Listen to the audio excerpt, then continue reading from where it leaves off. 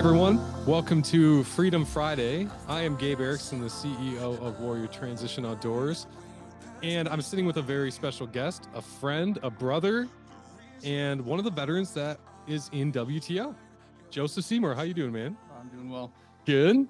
Man, I'm so glad you're here because we just had a great weekend together. It's good. So if you're watching this, just do the math. It probably happened the weekend before you watch this or whatever. But it's you came to town from Helena. Tell the folks what we got up to and what we did. Just for the weekend, or Yeah. oh shoot. Well, these random opportunities come up where I get to get out of the isolation, and it's right there. It's easy. It's with the right people for the right reasons, and it doesn't really matter how it works out. Whether we're catching fish, taking any fish, it's spending time with the right people, making those connections, and yeah, you guys are awesome. It's like spending time with the family. I love that you feel that way, man, because that's how it feels for us too, right? You are much more than someone we serve. Like you are someone who served, but you're a brother, man. And I love, like, for myself, the weekend that we got to spend together. We had all sorts of plans that kept falling through. But you just said, "I'm coming either way, and it'll be what it is." And we were able to have a great meal with you, and just we watched movies. Like we did what family does, dude. We went for a hike and saw the sunset. um and that's the dynamic we want. We don't ever want people feeling like they're beneath us because they're in some program. This isn't charity. Does it feel like charity to you? No, no. I've never felt like I was talked down to, or there was any sympathy being involved with the communication. It was being met where I was at all times, and continues. Yeah. Now you might recognize Joe from the thumbnail for this whole podcast. And you're all over our website because we did an amazing trip with you. And your video out there is awesome video. If you haven't seen it yet, it's Out of the Canyon on our website and on YouTube and all the places. But you have a really powerful story, man. Tell the folks kind of about your military background, um, and how you got to a place where we even got to meet you. Okay. And I know there's a lot of details, so kind of just feel free to share whatever you're comfortable with. Okay. Well, to get to the good stuff, as smooth as possible, just going over the simple details. Enlisted in the United States Army, active duty, 2009. From there, went off to basic training, all my AIT, and joined up with the Combat Support Hospital. And shortly after that, found myself over in Iraq. Spent a year over in Baghdad. I had an idea of the experiences from family that coached me to going into the military, that had served themselves. I had an idea.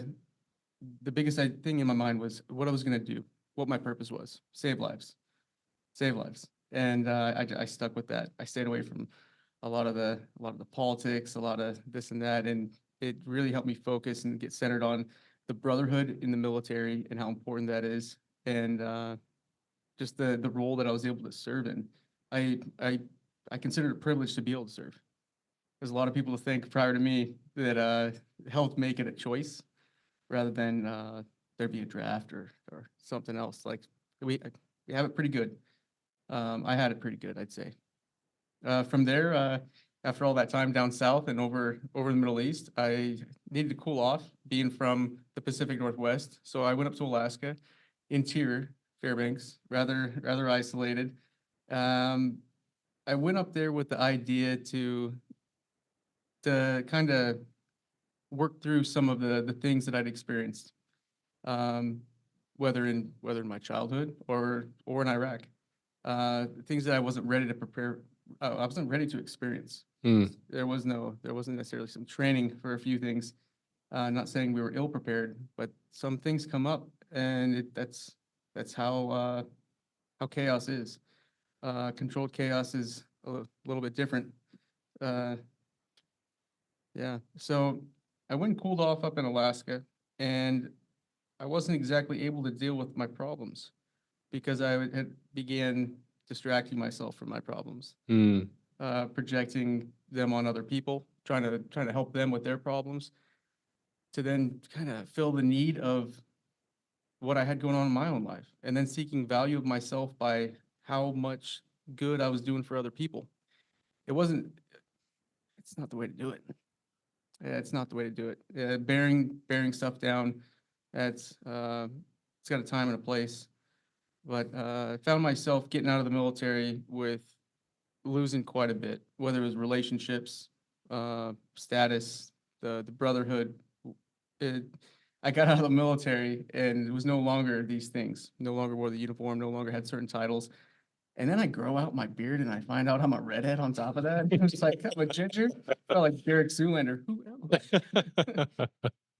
Yeah. From there, there was a succinct order of things that kind of took place and happened for the next few years that got me back to Montana to family roots, where I needed to be, where I would find the right people, create the right relationships, and be in a community of healing, um, community of care. Uh, whether it's the right type of patient care in a hospital or the right type of care in a group of people, the inner circle, or the groups that I associate with. Uh, Yeah, but all that time that I'd spent distracting myself from my problems, I had created burdens, burdens that are not resolved, that I'm still working on and working through. But it created more difficulty for me to make new relationships. It Mm, created more difficulty for me to step forward and out of my own my own isolation, um, because I was constantly looking for the red flags of anything that could signal this stuff's going to happen again.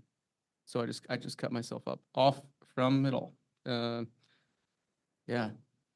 Uh, I've tried to do it my own way. And while I was while I was in school in Missoula, working two different jobs part time and going to school for something completely different because I thought I'd failed being able to work in the operating room because it's so similar to what I experienced over in Iraq. All right, I got to do something else. What's my contingency plan? And all of a sudden, I meet a complete stranger. Um, he walks into the store and beelines right to me. I say, "Hey, how can I help you, sir?" And he has no desire to get anything at the store. He said that he just had an impulse, an urge that was calling him to this place to find me. I said, "Oh, okay, this is rather odd, rather odd." yeah. And he says, "Do you mind if I pray with you?" And there's a lot holding me back from allowing that or saying yes. And that just told me, go for it. What is the risk here? Like this is too genuine. And he said, repeat this prayer tonight. And the next day, my life took a swing in a very different direction. Um, far beyond what I was aware, there was a new reality.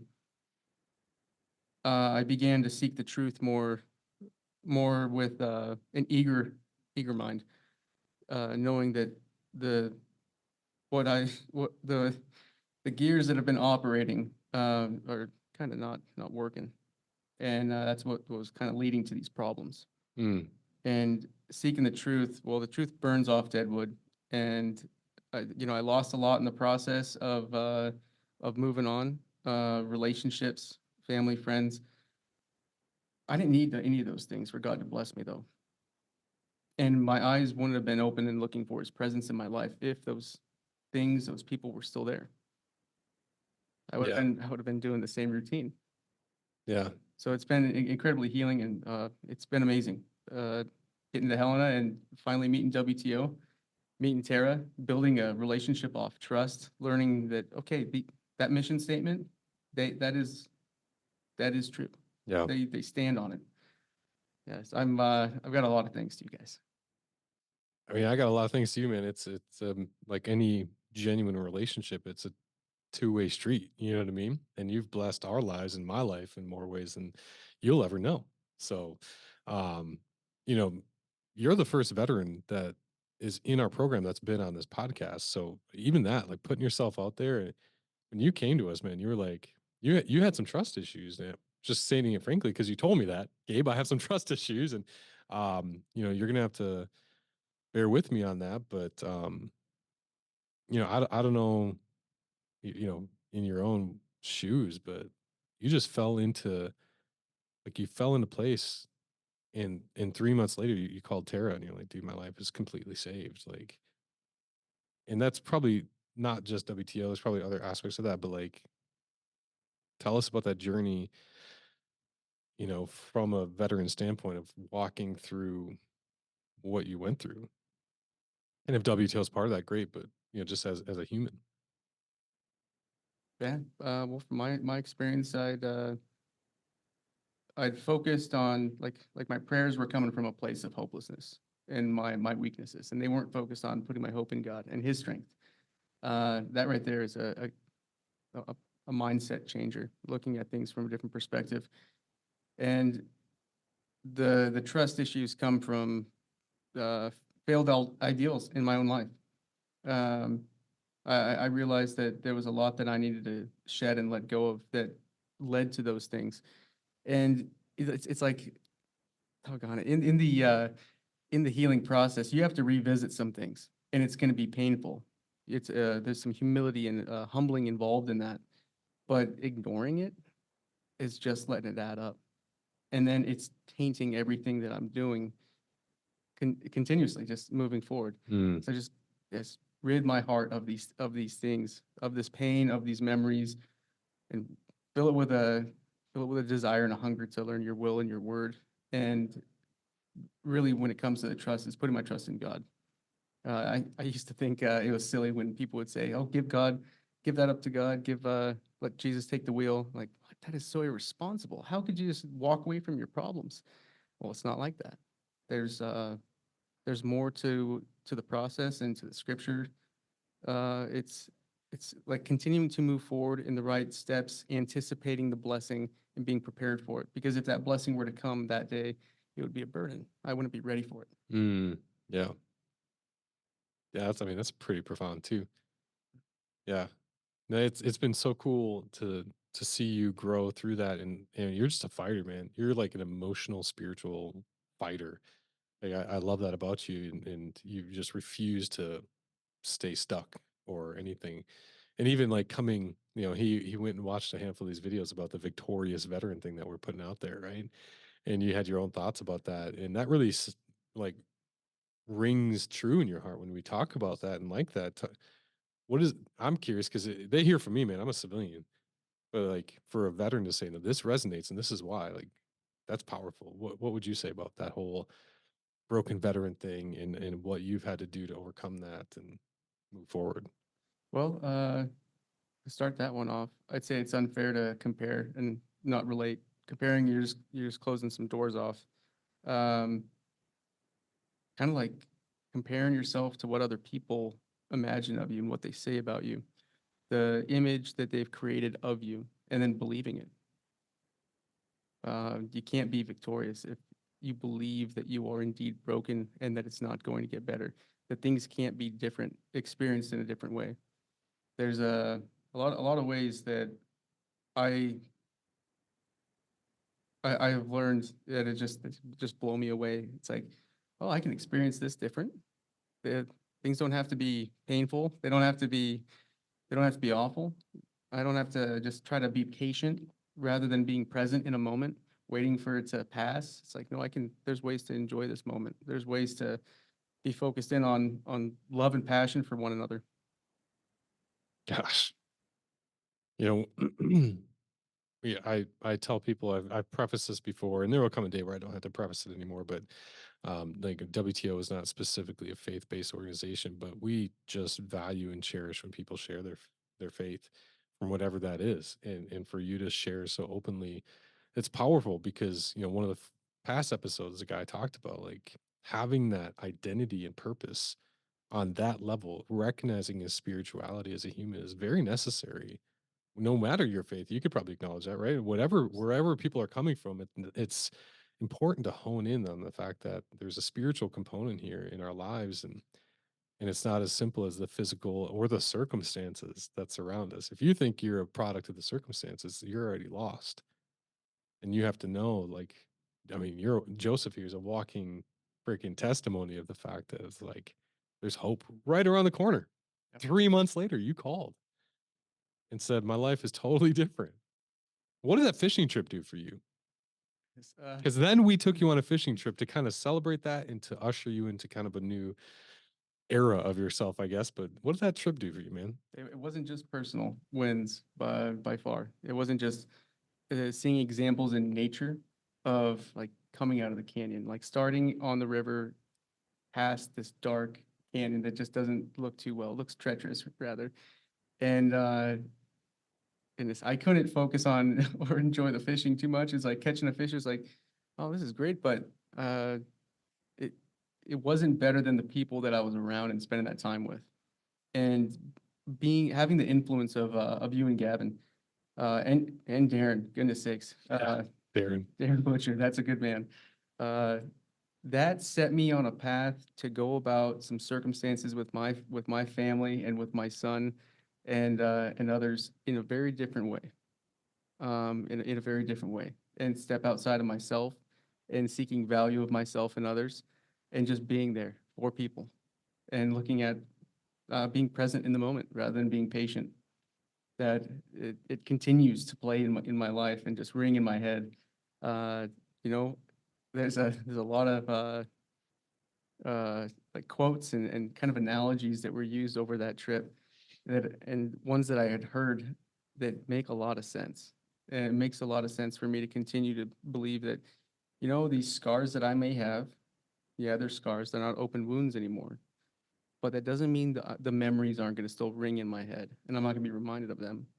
And if there is pain, if there are things that continue to hold me back from those scars, I need to maybe revisit it, seek out the depths of my heart, clean that area out so I have more space for joy, more space to love others and have compassion and share the wonderful grace from God that I've received with others.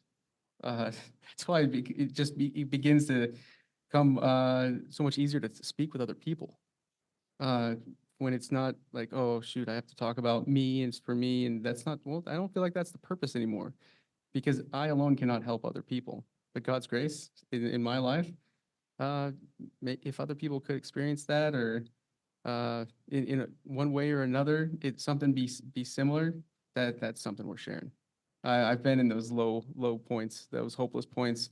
When that man stepped into the store to pray for me, I'd gone through 3 years of waking up every day with involuntary thoughts of, well, why keep trying? Why, like, this isn't doing it? It's like suicide's not an option, but depression will ring in bright and early in the morning to keep you down and keep you in bed. And that was demoralizing. But it sometimes just takes a prayer. It just takes the willingness to step into that light and to seek the truth and to continue to have a hunger to seek it out. For me personally, yeah. You know what's really crazy, man?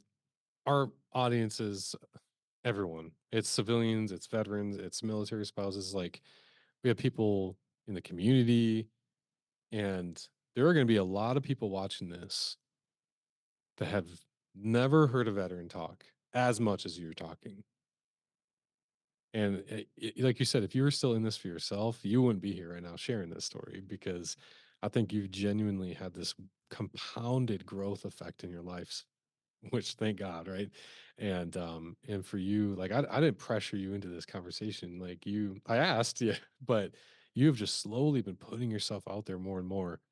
And I just got to edify you while you're here, because the people watching this maybe have never even heard a veteran speak as openly or for this long of a period about anything, man. Because the stuff that's put out there in the media right now is like quick snippets about the things that cause people to. I love how you say that, compare. That's part of the issue with the broken veteran thing, is it's people then compare and then they accept that for themselves. And you're just a walking testimony of like victory. It's awesome, man. I'm kind of getting speechless, Yeah, but I'm still on that road moving forward. Not quite there to those goals, but I've learned how to enjoy the journey. Like, and I can enjoy this harsh discipline that I have to have for myself, this extreme accountability. Yeah, I can, because the purpose, the reason for it, that's compelling me to move forward, it's worth it. yeah. It is so worth it. And if I can, if my story, if my example can be of help to others, so be it. It is worth it. 100%. Worth the sweaty palms and Oh, yes. any pre-podcast awkwardness. Yeah. And I mean, you're doing great for that matter.